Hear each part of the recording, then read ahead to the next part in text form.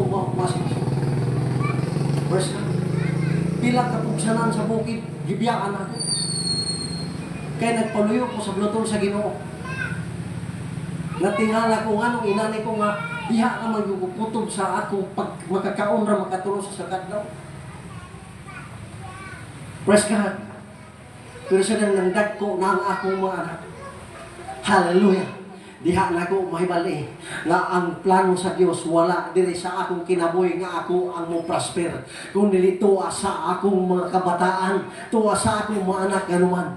Doon na pa sila kusog kapas ko kaligkon silang lawas, makasugakod pa sa bugat nga mga trabaho, makasugakod pa sa pagduwala sa bugat sa buraton sa Ginoo. Na adiha ang panalangin, na adiha makita ang panalangin sa imong mga kanakan mo sa imong parente, sa imong kaugalingon. Kung magsunod ka lamang sa plano sa Diyos, magsunod ka lamang sa plano sa Diyos, diha sa